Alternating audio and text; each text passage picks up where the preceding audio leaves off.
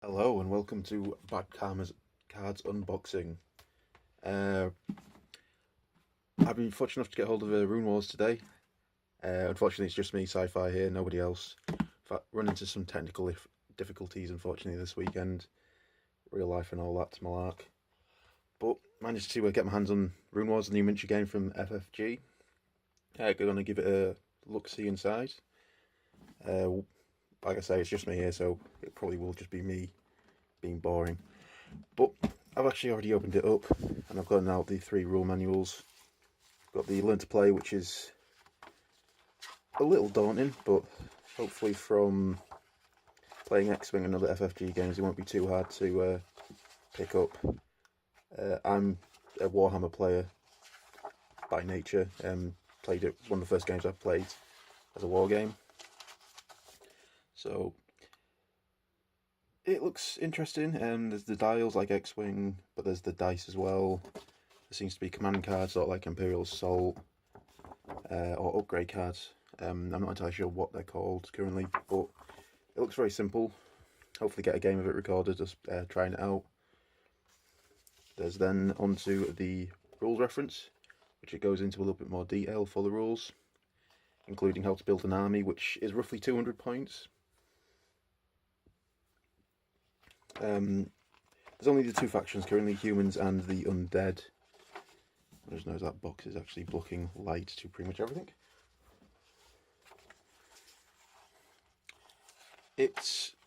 Again, it looks quite interesting. There's lots of little things to pick up on, banes and boons, which seems like a pretty interesting idea, although I thought there'd be more boons than just the one, but... And then, of course, we'll go into all of it in a future video, but this is just pretty much just opening up what's in the box. Got the lore guide, which is like the background of the game, including a very nasty looking scarab thingy. Ooh, that's actually quite nice artwork, that.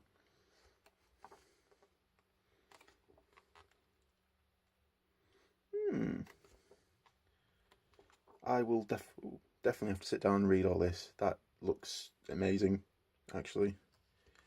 I'm actually new to the Runebound universe. Anthony's more the authority than myself. And the Tomo. Unfortunately, both of them can't be here right now. So, opening up the box. It's quite a big box. That's what she said. And as soon as you open it up, anybody who's familiar with X-Wing will notice there's a range ruler.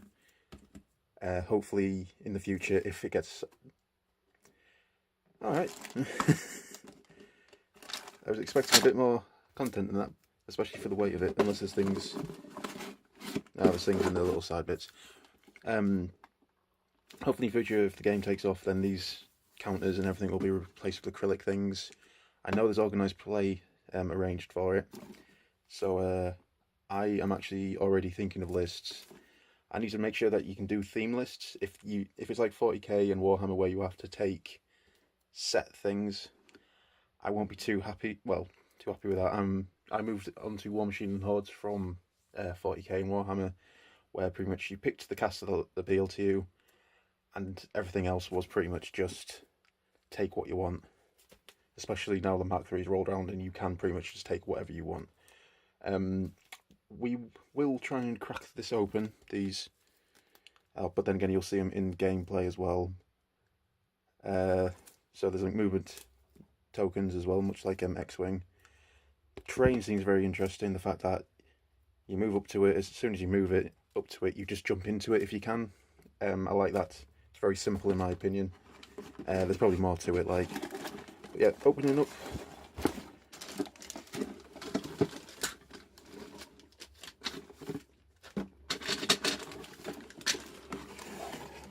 So there is a lot more to it than I thought. There's on one side the undead.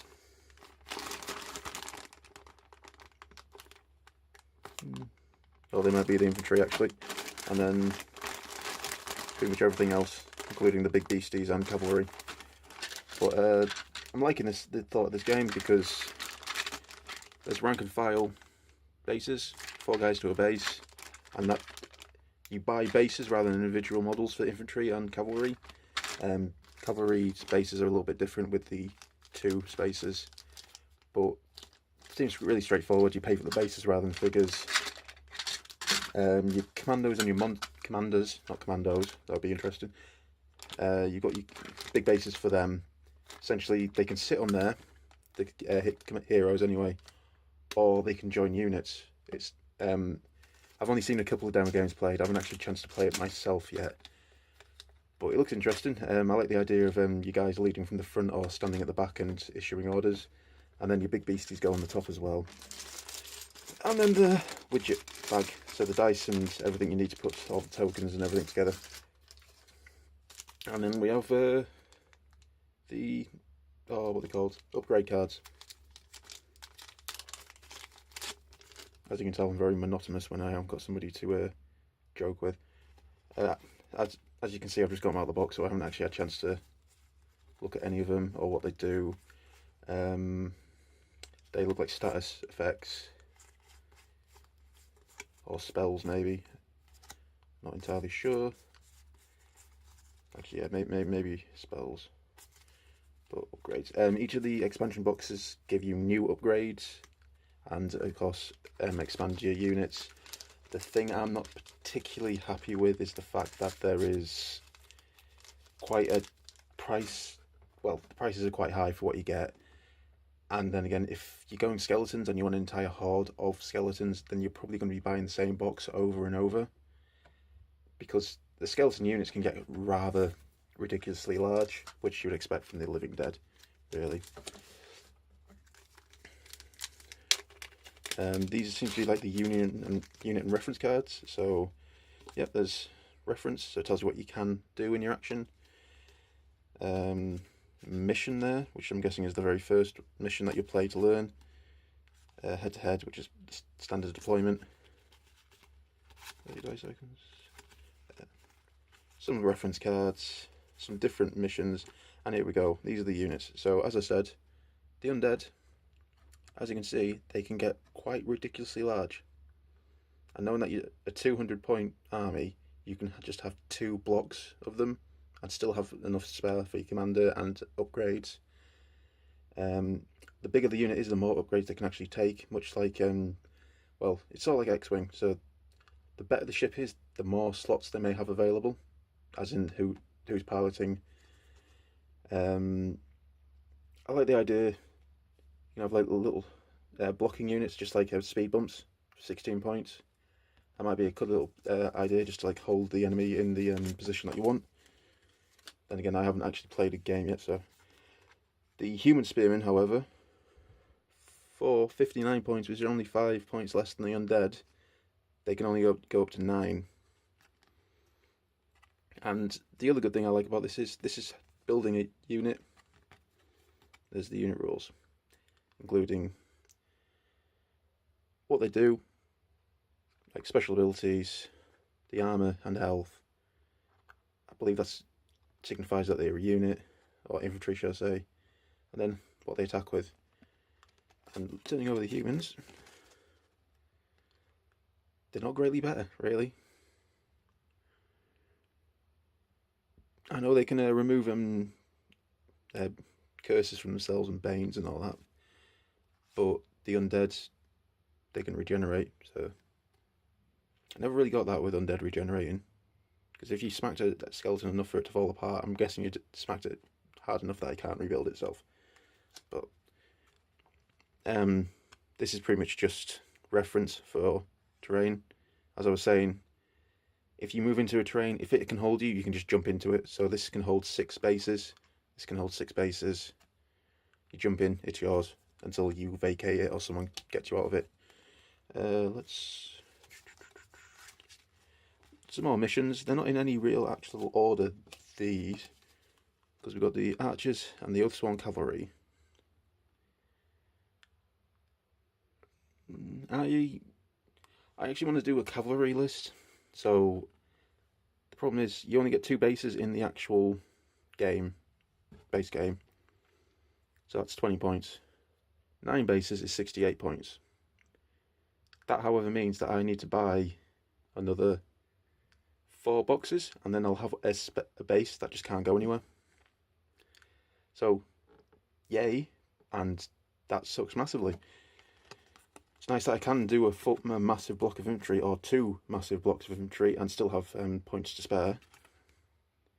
Turn them over. I don't know if I covered it with the other units, but we've got the armour and the health value, so you have to beat the armour to do points of damage, but if you only do a point of damage, it kills the model. Some things have more health, so you have to do multiple health damage to kill it. And if it has armour, you have to get through the armour every single time. I'm guessing there'll be ways in the future to like get around armour or increase armour, pretty much just make people more hardy. It reminds me of, hopefully down the line, there's a psychic power that in 40k that made Fenrisian wolves pretty much just ridiculous because it gave them extra toughness and feel no pain. I don't know why I divulged into that. Hopefully this is a complete step away from 40k and Warhammer, because I want to play something new and interesting. But trying to think, I wanted to do undead to start off with, but somebody else called dibs on them, so I'm jumping into the humans until the elves come out. But then again, I don't want to spend near enough £100 just to get a single unit of cavalry. Who knows, it might be ridiculously powerful, but I am not made of money. So, more terrain, pretty much crumbling walls, swamps. All the terrain is 2D currently, and I think it'll probably be staying like that, much like X-Wing. I know people have done 3D stuff for X-Wing. It's a mission, so it's much like each one has a mission, and then there's a setup. I don't think they go together, but it gives you a bit of variety to play out the box. Carrion Lancers. Again, I like the look of these guys. 1 is 15 points, and you can go all the way up to 6, so it's even more cavalry, really. But you get 1 in the box, and the expansion box gives you 2. So to get a 6-man unit, a 6-base unit, you can have 1 spare. Unless you buy 2 core sets, I suppose, and split it with somebody. Like if I bought this one and somebody else bought one, and then I gave them the undead and I got the humans, or vice versa. Golems. Oh, I do apologise, we didn't look at the other side. So 6 golems at 74 points, which isn't, it's almost half your points, but from what I saw, they're quite hardy. These guys are quite hardy as well. So armour 4 is massive, but only 2 health. Armour 3, 3 health. Let's have a look what the abilities of them are. We have, so figure out why that. Carrion Lancers.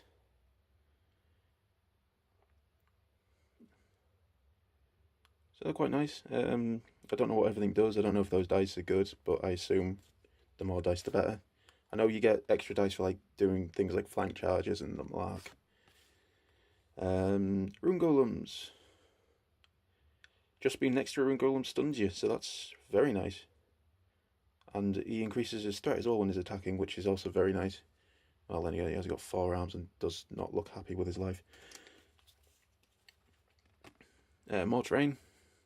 Rocky outcrop and spikes. You cannot occupy spikes or rocky outcrop.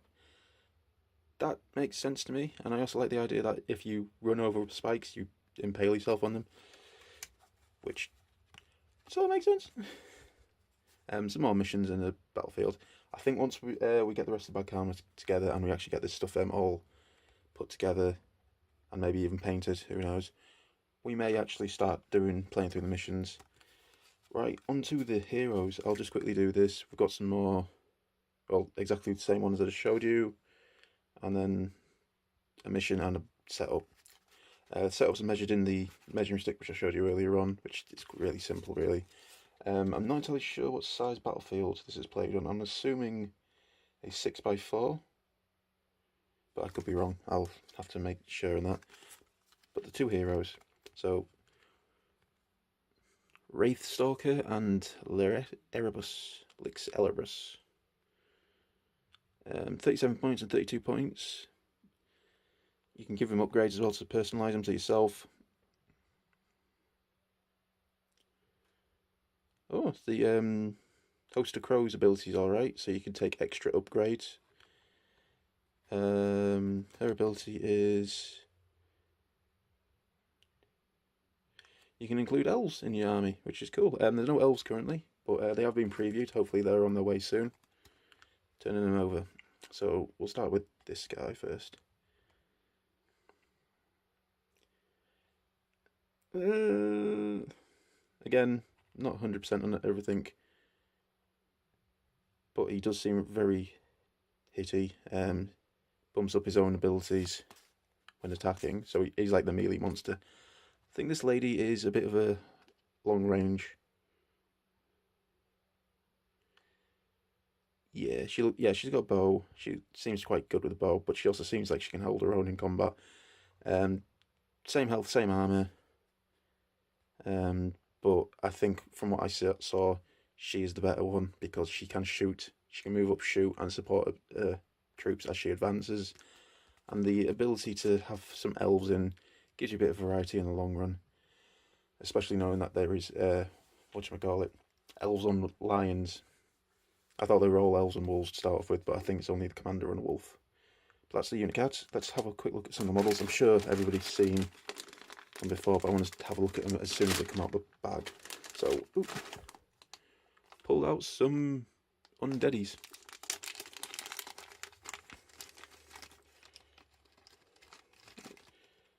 He's holding onto his friend, or his arm. So, straight out of the bag.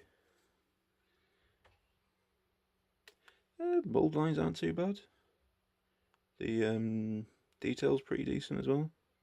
Let it try and pick it up. And the second part that came with him is his head and arm, I believe. Once the camera focuses. Here's the shrouded. There we go.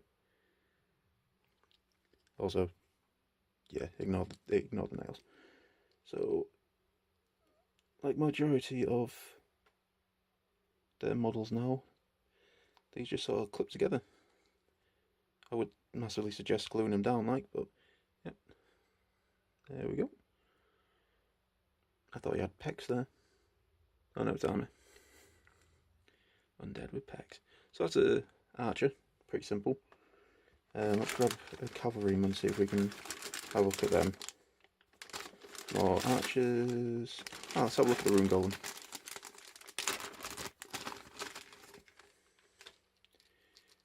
Right, so it's not many pieces.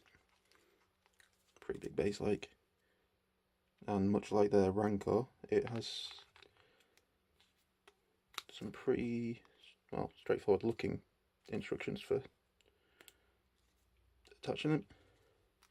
See, this is what I miss about GW models, that being pretty decent quality, but easy enough to put together.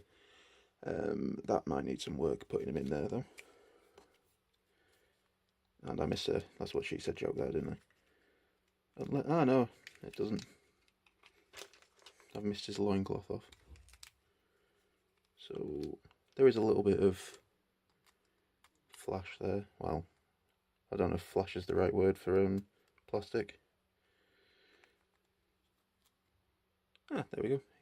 Slots in very easily there. And then he's got his little two arms. I think there's only the two poses for these guys, which is a bit of a shame. Honestly, I don't think it'll be too hard to actually do some work to give them extra poses. But again, I would suggest gluing all these in, or, well, if you lightly super glue them in, then at least you can play a game, and then when painting them, you can just detach them easily enough. Which there's probably some professional painters out there just ripping their hair out right now. And I wanted to have a look at cavalry, so let's try and find some of them. Because I've always loved cavalry armies, despite them never really working particularly well for me. Alright, so we'll just take the one out. The horse and legs are one model. Actually pretty decent detailing on it. The horse actually looks like a horse, which is pretty much what you want from it. And the guy on top looks headless.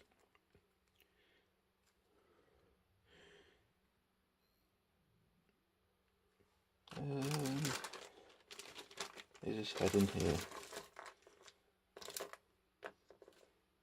His head is not in there. Oh wait, he's got a cape. You know, that's always just bad.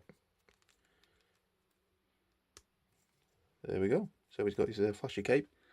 I would definitely recommend painting him before sticking him on the horse, because that cape, although it is quite loose, it will make it an absolute pain in the proverbial. But no, I like them. You get, like I said, you get 4 in the box, which makes up 2 bases. I'll actually demonstrate that now, actually, won't it?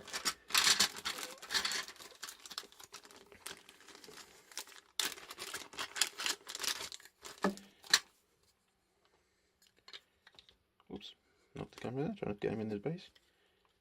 You going in? Yep. So there you go. I'm going to, like this, essentially matching up their bases to the trays. I've always struggled doing basing, but I think I can get behind this one at least. With Warhammer, it was always the point of, I'm going to do basing, but then what if they don't match up? Playing Swarm armies as well, like Skaven, you just saw sat there going, it's a chore enough to paint things. So that might be why I actually go towards the humans this time, actually, as well, because I will be doing mostly cavalry, mostly hitty things. Hopefully down the line there will be some ranged options, but the commander for the humans currently seems quite ranged. But yeah, I'm going to carry on assembling these. Once they are, we'll try and get some pictures and stick them up on our Facebook page and our Twitter. Yeah, we have them. We are cool with the kids. It says Steve Buscemi, or whatever it's called. But yeah, these guys look interesting as well. If he doesn't jump.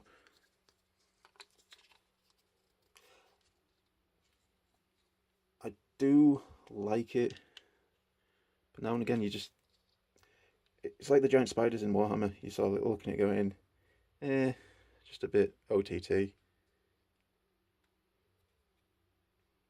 I think I would have preferred like something like a flesh golem, but then again, that's something for the future, isn't it? Like I say, I'm not too versed in the Rune universe, but hopefully down the line, I will be a little bit more versed after reading that lore book. But then again, this is the unboxing. It's as exciting as it can be with just me here. We will be resuming normal activities next weekend, including the running of our first tournament, actually, the Bad Karma Cards tournament, hosted by Beanie Games. It's Fan Fancy, standard construction. We will be running that. We'll be recording some of the games, hopefully uploading them on the day, and hopefully we might even go live on Facebook, see if anybody follows us on there. Here's hoping. But like I say, back to normal next weekend, and we'll have the rest of the crew here. Thanks for joining us, and if you've got any questions, please leave them in the comments. Any suggestions for videos or games to try, please let us know. And on that note, teaser for the future. See you later.